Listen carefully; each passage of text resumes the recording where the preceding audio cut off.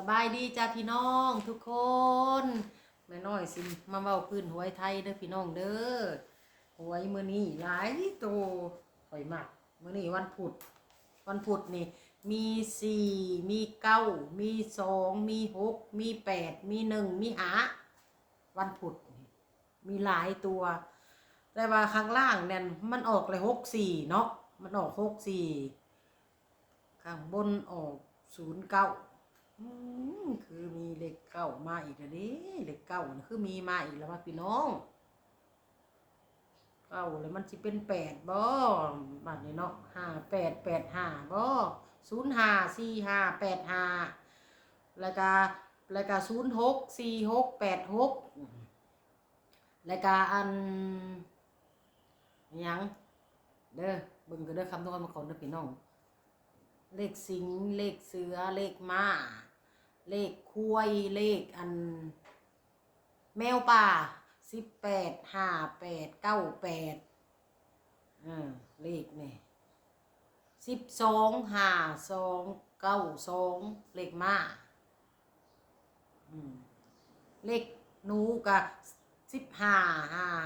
155595ก็มีเลขหนูนำพี่น้องเลย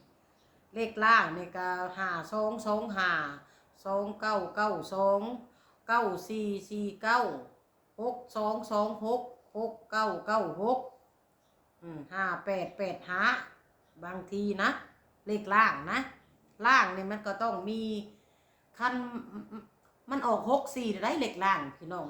บอกว่ามันสิมาเลขอันเก่าเนาะพี่น้องเนาะเลขล่างนั่น62266969965225บ่4994เลขล่าง922959955225เน้นๆเด้อพี่น้องเด้อนี่แหละเลขล่างนะค่อยก็สิซื้ออันนี้แหละพี่น้องเอ้ยเบิ่งข่อยเขียนไว้ก่อนเด้อเลขข่อยนี่เด้อเลขล่างนี่เอาล่างก่อนเนาะค่ะทุกคนเนาะ5224955995แล้วก็4224เลขล่างนี่พี่น้องเอ้ย4224นำเด้อเลขล่างนี่แล้วก็มี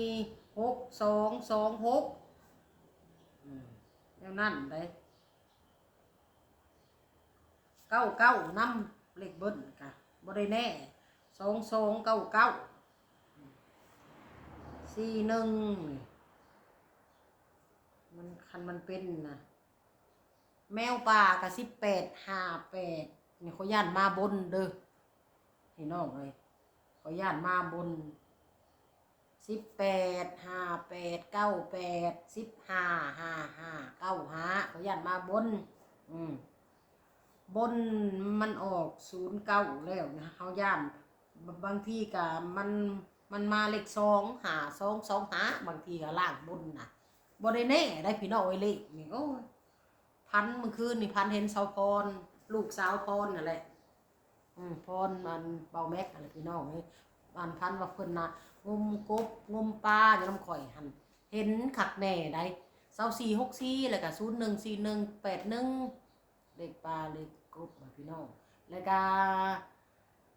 เห็นอีหยังแน่ว่าไปเลา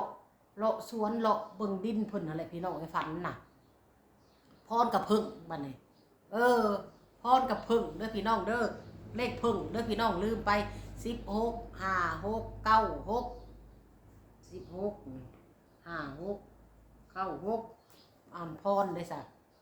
แม่นแหละเนาะบ่เคยฝันเห็นลาวใดฝันเห็นลาวพี่น้องให้ลองเบิ่งเด้อเลขพึ่งเลขเสือเลขสิงแล้วก็เลขคุ้ยแล้วก็เลขเอียนนี่ปลาตัวหลายกันเลยเลขม้าอะไรก็เลขม้าแล้วก็เลขอันอีสังบัดนี้เลขสร้างกสิมานี่บ่3กับ7เนาะเอ้ยซื้อไปเถอะพี่น้องเอ้ยหลายโตว่าซั่นซะมื้อนี้ก็ทั้งลาวทั้งไทยนะทุกคนซื้อเบิ่งลองเบิ่งเด้อพี่น้องเด้อข่อยก็สิซื้อเบิ่งนี่แหละข่อยสิซื้อเลข เลขอันแมวป่าพี่น้องเอ้ยแมวบ้านแมวป่าเลขหนูข่อยสิซื้อนี่เลขผึ่งเลขม้านกกางแกตัวบันแหงลาม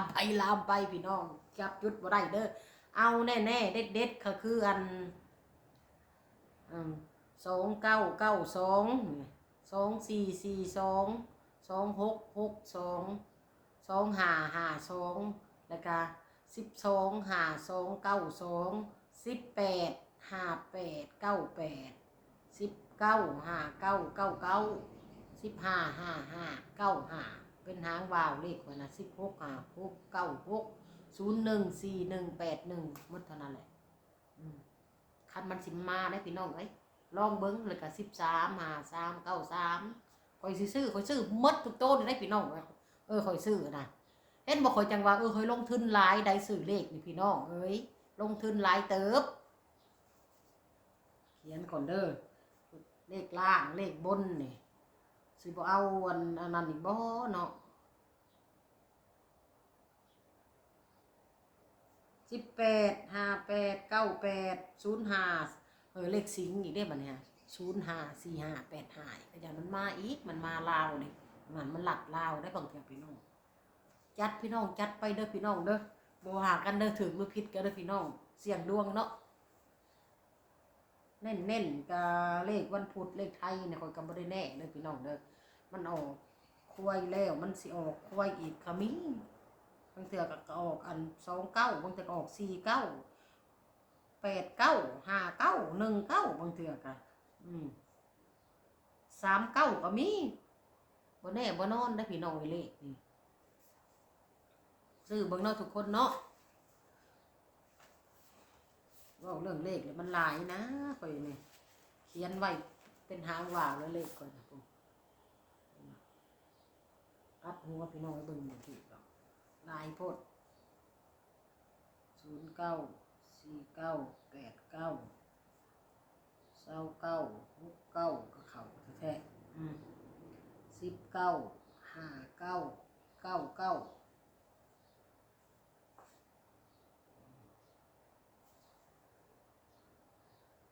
125292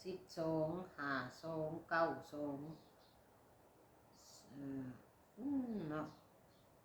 2565185898054545เห็นบอก